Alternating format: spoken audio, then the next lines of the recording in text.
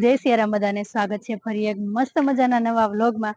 અને હવે આપણે આવી ગયા છીએ એક સરસ મજાના નવા લોકેશન ઉપર। અને આ છે વસરાજ દાદાનું ડુંડાસ જે ગામ છે। ડુંડાસ ગામમાં વસરાજ દાદાનું જે મંદિર છે એ આવેલું છે। અને બહુ જૂનું અને ઐતિહાસિક છે અહીંયા।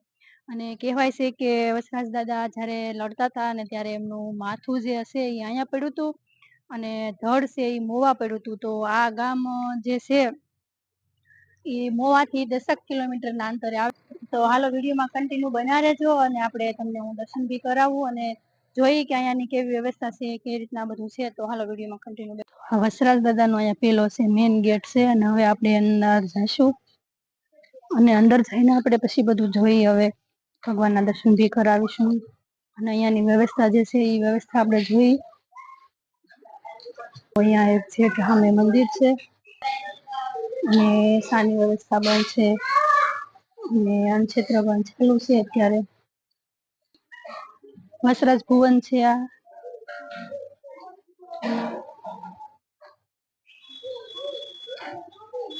હવે આપણે દાદાના દર્શન કરવા જવાના છે। તો દર્શન કરી અને જો અહીંયા અગ્નિ જ્યારે થતો હોય છે મોટો યજ્ઞ એટલે યજ્ઞ કુંડ પણ છે અહીંયા।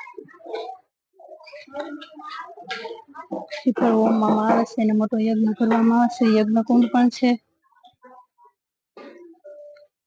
અને આ છે મંદિર છે।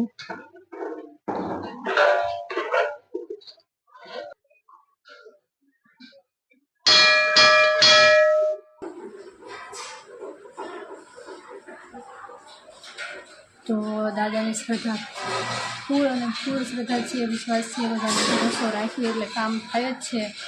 અને કહેવાય છે કે જ્યારે યુદ્ધ ચાલુ હતું અને લડતા હતા ગાયની વારે જ્યારે ગયા ત્યારે તો તેમનું માથું લડતા લડતા જે માથું હતું એ અહીંયા પડ્યું હતું અને પછી તેમનું ધડ છે એ મોવા પડ્યું હતું।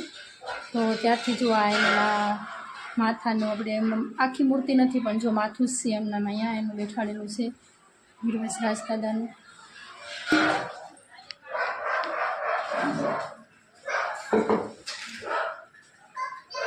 દાદાના દર્શન તો કરી લીધા છે અને અહીંયા એક વાવ છે એવું કહે છે તો આપણે એવી વાવ પણ જોવા જવાની છે। તો પ્રસાદી અને શ્રીફળ ને બધું તમને અહીંયાથી મળી રહેશે, તમારે બહારથી લઈ આવવાની જરૂર નહીં પડે। શ્રીફળ પણ છે, પ્રસાદી પણ છે, જો તમને નાની મોટી બધી અલગ અલગ સબ્જી મળી રહેશે। તો હવે આપણે અહીંયા તો બધું જોઈ લીધું છે ને હવે આપણે અહીંયા જે વાવ છે ને એક વાવ છે ચમત્કારી વાવ છે એવું કહે છે। તો હવે આપણે એ વાવ જવાની છે। તો હાલો પહેલાં તો આપણે વાવ જોવા જઈએ અને ત્યાં મંદિર પણ છે એક। તો અને અહીંયા જ્યારે બાપાની તિથિ ને એવું જ્યારે હોય છે દાદાની ત્યારે માણસો બહુ હોય છે અને પ્રોગ્રામ પણ થતા હોય છે। અને અહીંયા છે સરમાળિયા દાદા છે।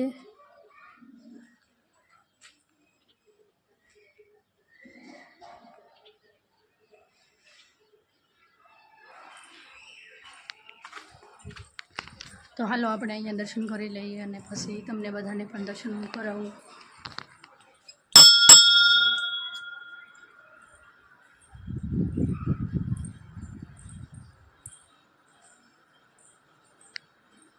અહીંયા છે ને કહેવાય છે કે આ દાદા છે ને સાક્ષાત દર્શન પણ આપે છે। અને હવે આપણે જોવાની છે વાવ। તો હાલો પેલા વાવ જોવા જઈએ આપણે। અહીંયા આવેલી છે વાવ, ચમત્કારી વાવ કહે છે અને આ વાવમાં દર્શન આપે છે નાગ બાપા એવું કહે છે। જો આ વાવની અંદર પાણી પણ છે।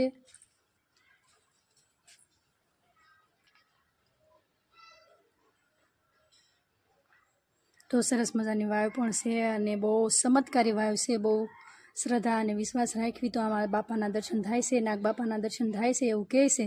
વાવનું નિર્માણ કંઈક આ રીતના છે। જો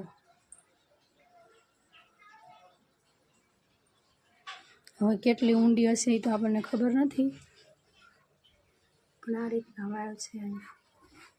અને જ્યાં વાવ હોય ને ત્યાં ખોડિયાર માતાજીનું સ્થાનક હોય જ છે, ખોડિયાર માતાજીના મંદિર હોય જ છે। તો હવે અહીંયા છે ને ખોડિયાર માતાજીનું મંદિર પણ છે। તો આપણે ખોડિયાર માતાજીના દર્શન પણ કરી લઈએ, આના દર્શન બી કરી લઈએ। ખોડિયારમાં છે અહીંયા। તો આખી વાવ તો મેં તમને દેખાડી છે। ખોડિયાર માતાજીના દર્શન બી કરી લીધા છે અને હાલો હવે આપણે જઈએ અને આના ઇતિહાસ વિશે તો તમને બધાને ખબર જ છે।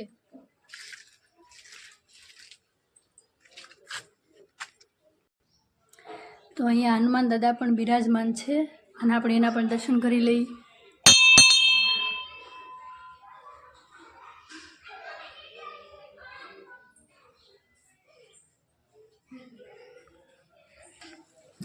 તો અહીંયાના ઇતિહાસ વિશે તમને હું થોડું ઘણું કહી દઉં ને, તો જ્યારે વસરાજ દાદાના છે ને લગ્ન થતા હતા અને વસરાજ દાદા જ્યારે મંડપમાં બેઠા ને તો ત્યારે જે ગાયોનું ધણ લૂંટવાની એવું પહેલાં તો આવતા ને, તો ગાયોનું ધણ લૂંટાતું હતું અને તેમાં જે બેન છે ને એની વેગળ નામની જે ગાય હતી, બધી ગાયો આવી ગઈ.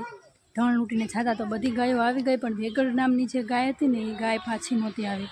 તો કે મારી વેગળ નથી આવી. તો જ્યારે ફેરા ફરતા હતા ને ત્યારે ફેરા ફરતા ફરતા વસરાજ દાદા જ્યારે જાય છે અને તેમની ગાયને છોડાવે છે, પણ એ ધણમાં લડતા લડતા એમનું માથું કપાઈ જાય છે અને જ્યારે એનું માથું કપાઈ જાય છે અને ધડ એમનું મોવા પડે છે અને માથું એમનું અહીંયા પડે છે, તો એ કહે છે કે મારું ધડ ઉપર મારું માથું લઈ અને જોડી દેજો, હું સજીવન થશે એમ. પણ આટલી શ્રદ્ધા અને એટલો વિશ્વાસ છે કે અહીંયા કામ હજી થાય છે અને સાક્ષાત પરસો આપતા હોય ને એવું આપણને અહેસાસ થાય છે ને એવી આપણને ફિલિંગ પણ થાય છે. કામ જે થઈ જાય છે અને સાપ કવડો હોય, વીછી કવડો હોય, ગમે થયું હોય, ગમે એવું ઝેર ચડ્યું હોય, તો વસરાજ દાદાને ખાલી તમે માથું ટેકાવીને દર્શન કરી લો એટલે તમારું બધી મનોકામના પૂરી થાય છે. અને અહીંયા માતાજી છે અને માતાજીને કંઈક છોટલો ચડાવવાનો છે, તો એનો ઇતિહાસ વિશે મને બહુ ખબર નથી, પણ તમે કોમેન્ટમાં કહી દેજો કે એનો શું ઇતિહાસ છે, તો તમને માતાજીના પણ દર્શન કરાવું. તો અહીંયા જો માતાજીને છોટલો ચડાવવામાં ઘણા બધા છોટલા ચડાવેલા પણ છે, તો આનો શું ઇતિહાસ છે એ તો મને ખબર નથી, પણ છોટલા ઘણા બધા ચડાવેલા છે.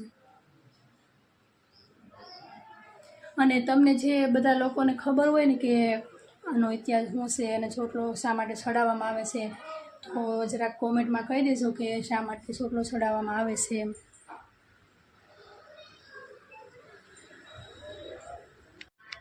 તો હવે બ્લોગને આપણે અહીંયા પૂરો કરીશું. આશા રાખું છું આજનો બ્લોગ તમને ગમ્યો હશે, ને ગમ્યો હોય તો લાઇક, શેર અને સબસ્ક્રાઈબ કરવાનું ભૂલતા નહીં. અને મળીએ એક મસ્તીના બીજા આવા લોકેશન ઉપર અને નવા બ્લોગ સાથે. ત્યાં સુધી બધાને જય સિયારામ, બાય બાય.